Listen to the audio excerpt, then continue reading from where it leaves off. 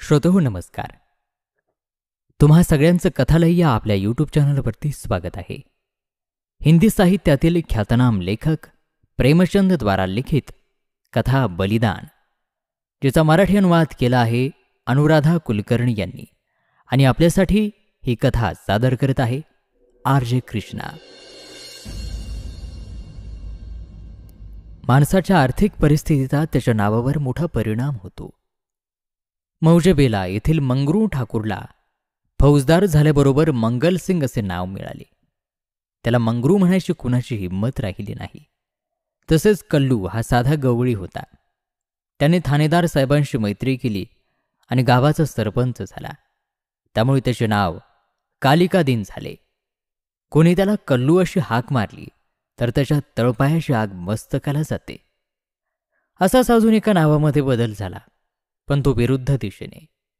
हरकचंद्र हा जेव्हा प्रतिष्ठित आणि श्रीमंत होता तेव्हा त्याचा थाट काही वेगळाच होता. 20 वर्षांपूर्वी त्याची खूप मोठी शेती होती. अनेक नांगर चालायचे. त्याच्या कारखान्यामध्ये साखर तयार व्हायची. त्याचा साखरेचा व्यवसाय होता. परदेशातून साखर आयात होऊ लागल्यामुळे त्याचा धंदा बसला. कारखाना बंद पडला. ग्राहक गेले, जमीन गेली. तोही मनाने खचला. तेव्हापासून हरकचंद्राचा हरखू झाला. वयाच्या 70मध्ये डोक्यावर खताची टोपली घेऊन तो शेतात जातो. त्याच्याकडे आता केवळ 5 बिघे जमीन, 2 बैल आणि 1 नांगर आहे. पण सुंब जळाला तरी पीळ मात्र गेलेला नाही. चेहऱ्यावरचे गांभीर्य, बोलण्यातला रुबाब, स्वाभिमान या सर्व बाबी अजूनही टिकून आहेत. आजही पंचायतीत त्याच्या शब्दाला मान आहे. हरखूने आपल्या आयुष्यामध्ये कधी औषधपाणी घेतलेले नाही. बऱ्याच वेळा तो आजारी पडायचा. अश्विन महिन्यात तर मलेरियाने हमखास हैराण व्हायचा. पण औषध न घेता 5-10 दिवसामध्ये बरा व्हायचा. यावर्षी तो कार्तिकामध्ये आजारी पडला. त्याने आधी परवा केली नाही, पण ते दुखणे यमाचा परवाना घेऊन आले. तो खाटेला खिळला. त्याला औषधांची गरज वाटू लागली. त्याचा मुलगा गिरधारी त्याला मुळ्या उगाळून द्यायचा, कडुलिंबाचा काढा द्यायचा, पण फायदा झाला नाही.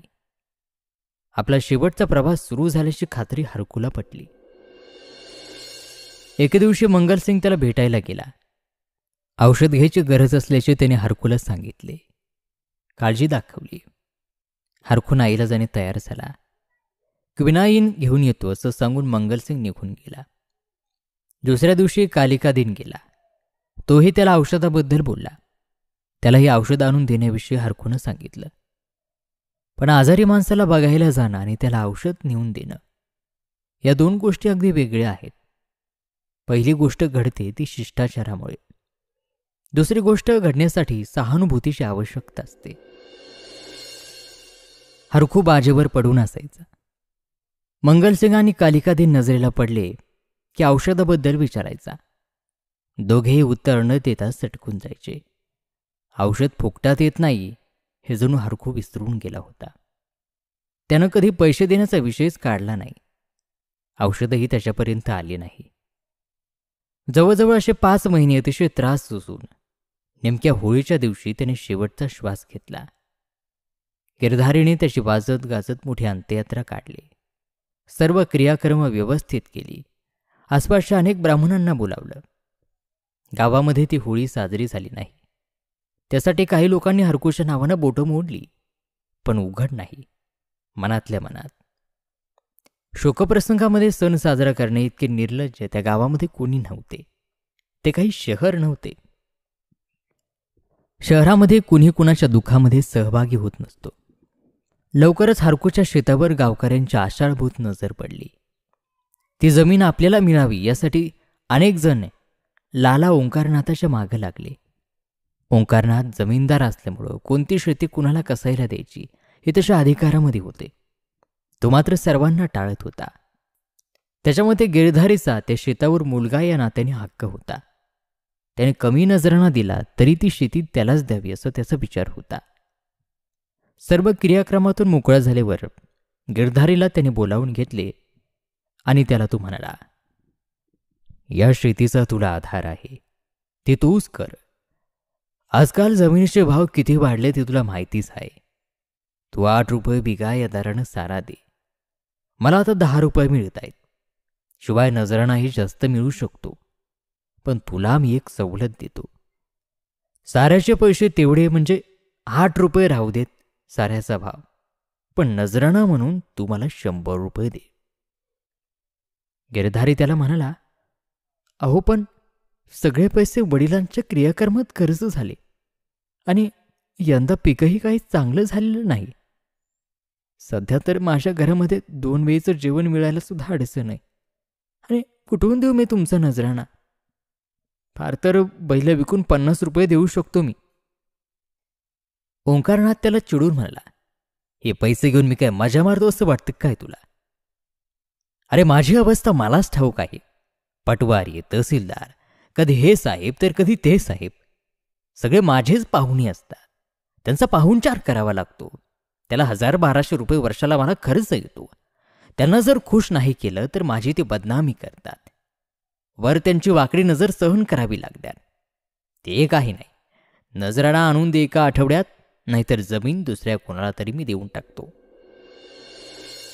100 रुपये जमवणं ही गिरधारीसाठी अशक्य गोष्ट होती. बैल विकू शकत नाही, घर कुणी घेणार नाही, उधारी कुणी देणार नाही, झाडं विकूनही तेवढे पैसे येणार नाहीत. मोडायला घरामध्ये एक दागिनाही नाही. एक साखळी होती, ती वाण्याकडे गहाण पडली. गिरधारी आणि त्याची पत्नी सुभागी दोघे काळजीमध्ये पडले. तोंडाची चव आणि रात्रीची झोप दोन्ही गायब झाल्या. हातातून शेती जात असल्याची जाणीव काळजाला डागण्या देत होते. शेती ही गिरधारीच्या जीवनाचा एक हिस्सा होती. तिचा प्रत्येक कण त्याच्या घामाने भिजलेला होता. 24, 22, नालेवाला, तळेवाला ही त्याच्या शेताची नावं लेकराच्या नावाप्रमाणे सतत त्याच्या ओठावर खेळत असायची. त्याच्या सर्व आशा आकांक्षा त्या शेतावरच विसंबून होत्या. त्यांच्याशिवाय जगणं हे त्याच्या कल्पनेपलीकडं होतं. आता ती शेतीच त्याच्यापासून हिसकावली जाणार होती. जीव घाबरा झाला की गिरधारी शेतात जाऊन कितीतरी वेळ पाहत राहायचा. निरोप घेत असल्यासारखा त्यांच्याकडे तो पाहत राहायचा. डोळ्यातून घळाघळा अश्रू गळायचे. असा एक आठवडा गेला. तो 100 रुपये मात्र जमा करू शकला नाही. 100 रुपये नजराणा आणि 10 रुपये बिघ्याप्रमाणे आपली शेती कालिकादेनने घेतली हे त्याला 8व्या दिवशी समजले. त्याने एक थंड निश्वास सोडला. त्या दिवशी त्याच्या घरामध्ये चूल पेटली नाही. जणू हरकू त्याच दिवशी मेला. सुभागी मात्र चुपचाप बसून अन्याय सहन करणाऱ्यांपैकी नव्हती. रागाच्या भरामध्ये ती कालिकादेनाच्या घरी गेली. त्याच्या पत्नीशी त्याने जोरदार भांडण केलं आणि संताप आपला बाहेर काढला. ती म्हणाली, कालचा वाणी आजचा शेठ चाललाय शेती करायला. माझ्या शेतामध्ये कोण नांगर घालतो ना ते बघतेस मी. चांगले फोडून काढेल मी त्याला. काही बघ्यांनी सुभागीची बाजू घेतली. सगळं वैभव असताना कालिकादेनने असं करायला नको होतं. नशिबानं हातामध्ये पैसा आला म्हणून गरिबाचा असा जीव घ्यायचा का? सुभागीला वाटलं की ती जिंकली. ती शांत झाली. पाण्यामध्ये हलकेसे तरंग उठवणारा वारा झाडांना मुळापासून उकरून टाकू शकतो.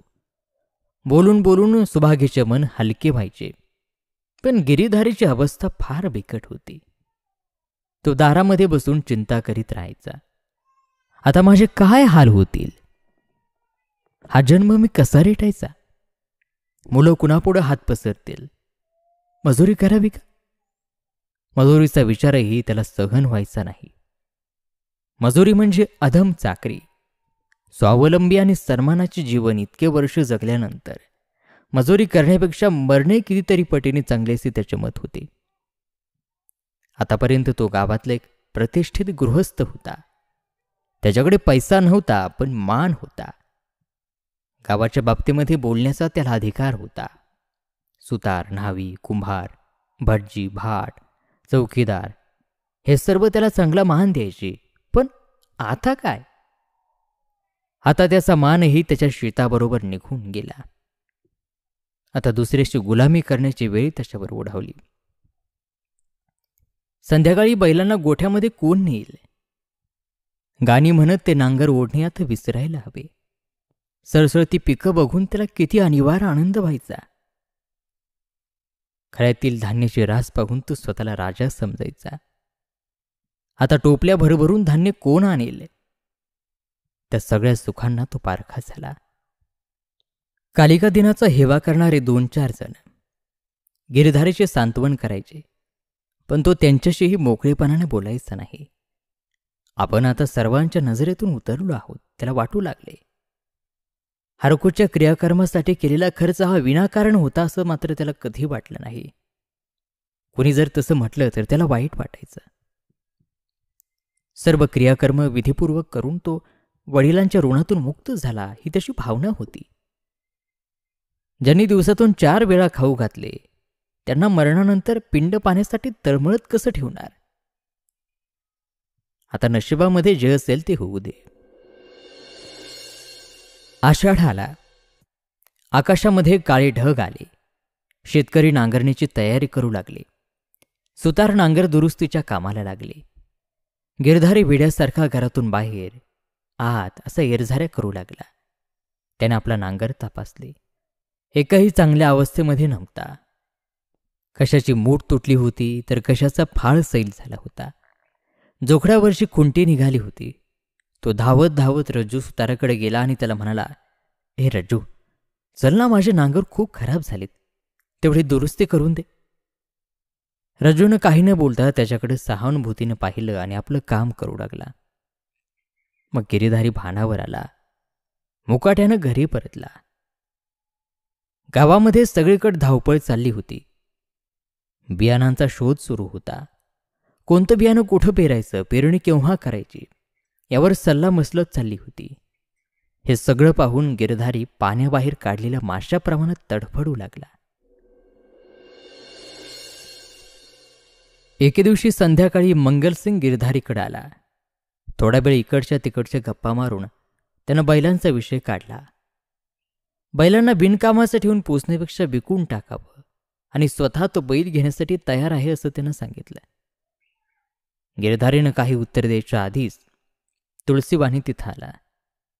थकलेली उधारी वसूल करण्यासाठी तो आला होता.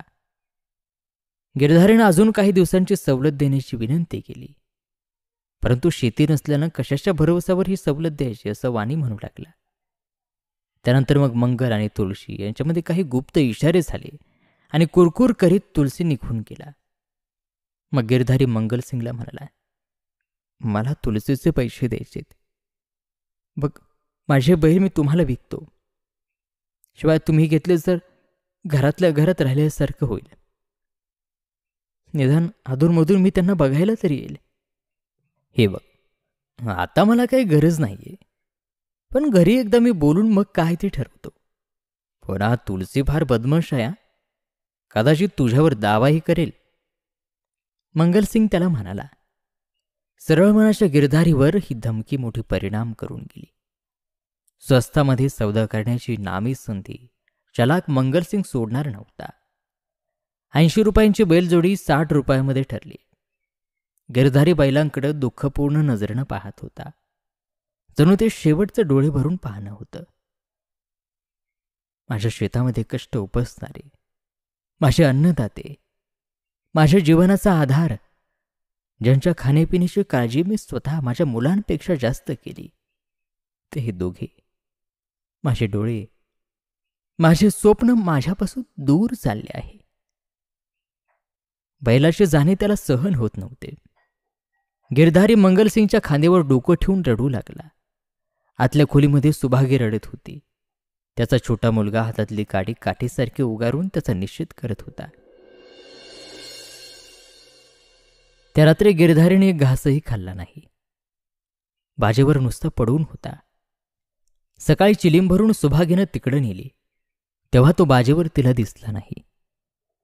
दिवस डोक्यावर आला तरी मात्र तो आला नाही. मग मात्र सुभागीच्या काळजाचा ठोका चुकला. त्याचं रडणं ऐकून शेजारी धावत आली. सगळीकडे शोध सुरू झाला, पण गिरधारी सापडला नाही. संध्याकाळ झाली. काळोख दाटू लागला. सुभागी दारामध्ये कंदील ठेवून गिरधारीची वाट बघत बसली. तिला पावलांची चाहूल लागली. ती उठली, धावत बाहेर गेली. तिला दिसलं की गिरधारी बैलाच्या डोनीजवळ उभा आहे.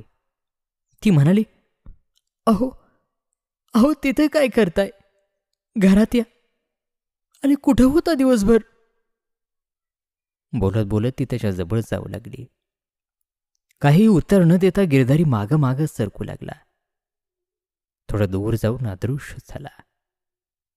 सुभागी घाबरून किंचाळली आणि बेशुद्ध पडली. दुसऱ्या दिवशी अगदी पहाटे कालिकादीन नांगर घेऊन आपल्या शेतामध्ये पोहोचला. तेव्हा थोडा अंधार होता. त्याचे लक्ष बांधाकडे गेले. तिथे गिरधारी उभा होता. बैलांना सोडून कालिकादीन त्याच्याकडे जात म्हणू लागला, ए गिरधारी, काय विचित्र माणूस आहेस रे तू. तू इथे आहेस आणि तिकडे ती सुभागी रडून रडून पार हैराण झाली. कुठे गेला होतास तू? तो जसा जसा गिरधारीच्या जवळ जात होता तसं गिरधारी मागे मागे जाऊ लागला. मागच्या बाजूला असलेल्या विहिरीमध्ये त्याने उडी घेतली. कालिकादीनने किंकाळी फोडली. नांगर आणि बैल तिथंच सोडून त्याने पळ काढला. सगळ्या गावामध्ये एकच गोंधळ उडाला. लोक वेगवेगळे तर्कवितर्क करू लागले. गिरधारीच्या शेतामध्ये जाण्याचे धैर्य कालिकादीनमध्ये उरले नाही. गिरधारी गायब होऊन 6 महिने झाले होते. त्याचा मोठा मुलगा आता एका वीटभट्टीवर मजुरी करतोय. महिन्याला 20 रुपये कमावतो. तो आता सदरा आणि इंग्रजी बूट वापरतो. जेवणामध्ये ज्वारीच्या ठिकाणी गहू आला. मात्र असं असलं तरी गावामध्ये त्याला आता प्रतिष्ठा नाही, कारण तो मजूर बनला आहे. सुभागी आपल्याच गावामध्ये परक्यासारखी दबकत वावरते. ती आता पंचायतीमध्ये बसू शकत नाही, कारण ती आता मजुराची आई आहे. कालिकादीनने गिरधारीचं शेत लाला ओंकारनाथाला परत दिले, कारण अजूनही शेतामध्ये गिरधारी फिरताना दिसतो. संध्याकाळ झाली की तो बांधावर बसतो. कधी कधी रात्री तिथून रडण्याचा आवाज येतो. तो कुणाशी बोलत नाही, कुणाला त्रास देत नाही, फक्त आपल्या शेतांना बघत फिरत राहतो. दिवे लागण झाली की तिकडचा रस्ता निर्जन होतो. कोणीतरी ती शेती घ्यावी असे लाला ओंकारनाथाला खूप वाटतं. पण गावकरी त्या शेताचं नाव घ्यायला सुद्धा घाबरत आहेत. आणि श्रोतो, याचबरोबर हिंदी साहित्यातील प्रसिद्ध लेखक प्रेमचंद यांच्याद्वारे लिहिलेली ही अनुवादित कथा बलिदान या ठिकाणी समाप्त होत आहे. ही कथा तुम्हाला कशी वाटली कमेंट करून नक्की सांगा. आणि अशाच वेगवेगळ्या कथांसाठी पाहत रहा कथालय. धन्यवाद.